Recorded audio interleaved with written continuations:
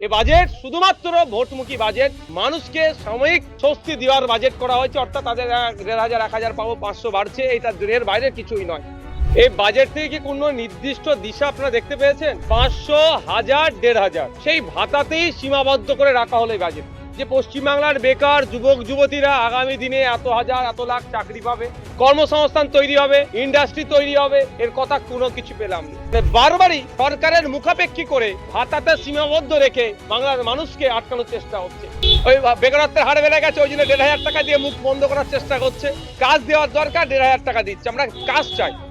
দেখুন, আমি অনেক আগে থেকে বলেছি ১,০০০, ১,৫০০, ১,২০০ কোনো মহিলার হাত খরচও হয় না। আমরা চাই ৫,০০০ করে কমসে কম হাতে দেওয়া হোক, তার পরিবর্তে কিন্তু রাজ্য কাজও বুঝে নিক।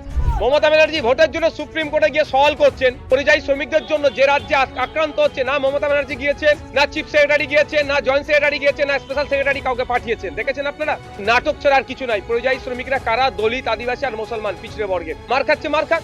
নাম কষ্টে প্রকল্প ঘোষণা করছে, বাস্তবিক অর্থে কিছু হয়নি। কিছুক্ষণ আগে তিনি বললেন যে এই বাজেটকে তিনি ঢপের জব ছাড়া আর অন্য কিছু মনে করছেন না। আপনার এই বাজেট থেকে কি কোনো নির্দিষ্ট দিশা আপনারা দেখতে পেয়েছেন? ৫০০, ১,০০০, ১,৫০০ সেই ভাতাতেই সীমাবদ্ধ করে রাখা হলো এই বাজেট। যে পশ্চিমবাংলার বেকার যুবক যুবতীরা আগামী দিনে এত হাজার এত লাখ চাকরি পাবে, কর্মসংস্থান তৈরি হবে, ইন্ডাস্ট্রি তৈরি হবে, এর কথা কোনো কিছু পেলাম না। শিক্ষা ব্যবস্থা যেভাবে ক্রমশ ধ্বংসের দিকে ধাবিত হচ্ছে, সেটাকে রুখে অত্যাধুনিক মানে সরকারি শিক্ষা ব্যবস্থা হবে, তার কোনো দিশা পেলাম না। স্বাস্থ্য ব্যবস্থা শুধুমাত্র একটা স্বাস্থ্যসাথী কার্ডের ওপরে দাঁড় করিয়ে রেখে দিয়েছে। এটার থেকে বার করে নিয়ে এসে মফস্বল থেকে শহরের মানুষ, প্রত্যেকটা সেক্টরের মানুষ সরকারি স্বাস্থ্য ব্যবস্থা তারা বিনামূল্যে পাবে, তার কোনো দিশা দেখতে পারলাম না। এবং সাথে সাথে সরকারি কর্মচারীদের কেন্দ্রীয় সমারোহে ডিএ দেওয়ার গল্প বারবার শুনিয়েছিলেন ২০১১ সালের আগে। এবারও আমরা দেখলাম সরকারি কর্মচারীদের তাদের হকের প্রাপ্য ডিএ মাত্র ৪% তারা বাড়িয়েছেন। মানে এখানেও সেখানে কৃপণতা করেছে। শুধুমাত্র চমক দিয়ে, ভোটের জন্য চমক দিয়ে বেকার যুবকদের ২১ থেকে ৪০ বছর বয়স, তাদের জন্য মাসে ১,৫০০ টাকার ব্যবস্থা, তাও একটা নির্দিষ্ট টাইমের পর থেকে করবে। কিন্তু দুর্ভাগ্য, ওইটাই যদি বলতো যে ২১ থেকে ৪০ বছরের মধ্যে যারা শিক্ষিত বেকার যুবকরা আছে তাদের প্রত্যেকের কাজের ব্যবস্থা করব, নিশ্চিতভাবে আমি অপোজিশন টেবিলে বসার পর আমি টেবিলটা চাপড়াতাম, বাহবা দিতাম। কিন্তু সে তা শুনতে পেলাম না। মানে বারবারই সরকারের মুখাপেক্ষী করে ভাতাতে সীমাবদ্ধ রেখে বাংলার মানুষকে আটকানোর চেষ্টা হচ্ছে। এ বাজেট শুধুমাত্র ভোটমুখী বাজেট। মানুষকে সাময়িক সাময়িক স্বস্তি দেওয়ার বাজেট করা হয়েছে, অর্থাৎ তাদের ১,৫০০ ১,০০০ পাবো, ৫০০ বাড়ছে, এটা এর বাইরে কিছুই নয়। আমরা বলছি আমাদেরকে যদি বাংলার মানুষ সুযোগ দেয়, আগামী দিনে কেন্দ্রীয় সমাহারে আমরা ডিএর ব্যবস্থা করব সরকারি কর্মচারীদের। স্কুলে যে শূন্য পদ আছে সেগুলোকে পূরণ করব। ৫ বছর একটা সরকারের সময় পাই, ৫টা জেলায় ৫টা কলকাতার সরকারি স্টার হসপিটালের মতো স্টার হসপিটাল বানাবো। শুধু তাই নয়, ওয়ান ফ্যামিলি ওয়ান জব এর ব্যবস্থা আমরা করব। এর মধ্যে একটা ডেভেলপমেন্ট হয়েছে, রাহুল গান্ধীর সঙ্গে বৈঠক হয়েছে, এআইসিসি নেতৃত্ব ছিল সেখানে এবং পিসিসির সকলে ছিলেন। একলা লড়াই তারা করবেন এই সিদ্ধান্ত তারা নিয়েছেন। আপনাদের সঙ্গে বামেদের আসন সমঝোতা নিয়ে কথা হচ্ছে, সেই পরিস্থিতিতে দাঁড়িয়ে আপনারা কি সিট ডিমান্ড বাড়ান? আমাদের যে জায়গায় সংগঠন আছে সেই সংগঠনকে সামনে রেখে আমরা প্রথমে একটা সিটের লিস্ট পাঠিয়েছিলাম, তার পরবর্তীতে আমরা সিটের লিস্ট অনেক কমিয়েছি। এবার জাতীয় কংগ্রেস এই জোটে থাকবে না বলে আমি আপনার মুখ থেকে শুনতে পাচ্ছি। আমি এখনো আশা করব যে জাতীয় কংগ্রেসও এই জোটে থাকুক। তৃণমূল এবং বিজেপির বিরুদ্ধে যে আমরা বৃহত্তর জোট তৈরি করছি সেই জোটে আসুক। যদি না আসে, বাংলার মানুষ তাদেরকে কেমন ভাবে গ্রহণ করবে সে বাংলার মানুষের উপর নির্ভর করছে। এটা কি কোনোভাবে মনে হচ্ছে যে অন্য কোনো পার্টিকে সুবিধা করে দেওয়ার জন্য? দেখুন, ওই বিতর্কে আমি এখনই যাব না। কি কি কারণ তারা নিশ্চিতভাবে আগামী দিনে বলবে, সে কারণটাকে সামনে রেখে চর্চা হবে।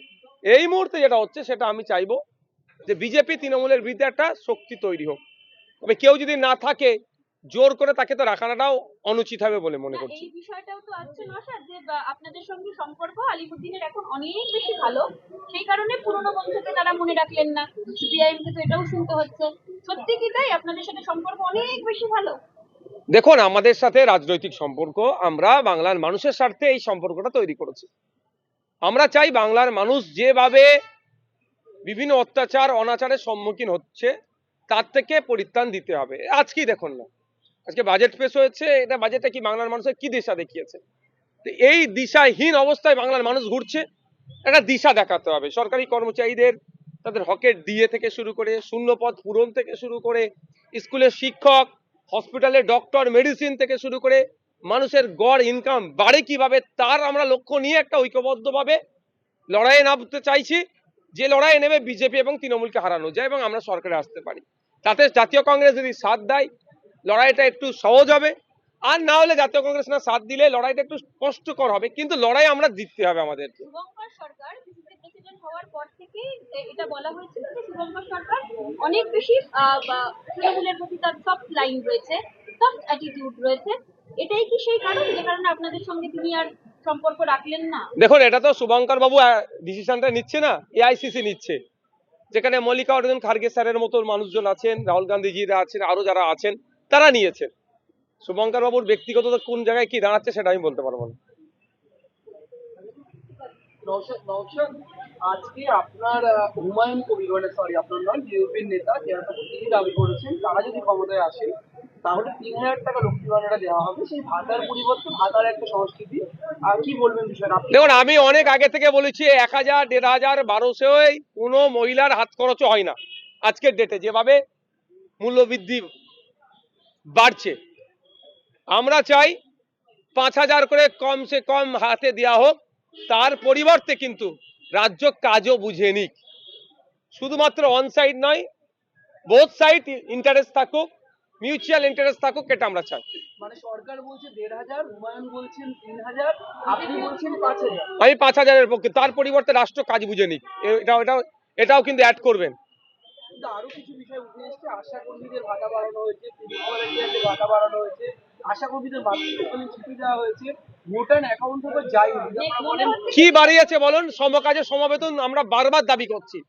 1,000 টাকা বাড়ালে তাদের কি, তারা যে কাজ করছে সেই পরিমাণ সমপরিমাণ কি তাদের কাজের মূল্যায়ন করা হচ্ছে? তাদের কাজের মূল্যায়ন হচ্ছে না। আমরা চাই তাদের কাজের মূল্যায়ন হোক। সমকাজে সমবেতন 2019-এ সম্ভবত সুপ্রিম কোর্টের যে গাইডলাইন আছে সেটা মেনে তাদেরকে মূল্যায়ন করা হোক, এটা আমরা চাই। ওই বেকারত্বের হার বেড়ে গেছে, ওই জন্য 1,500 টাকা দিয়ে মুখ বন্ধ করার চেষ্টা করছে। কাজ দেওয়ার দরকার, 1,500 টাকা দিচ্ছে, আমরা কাজ চাই। Thank you.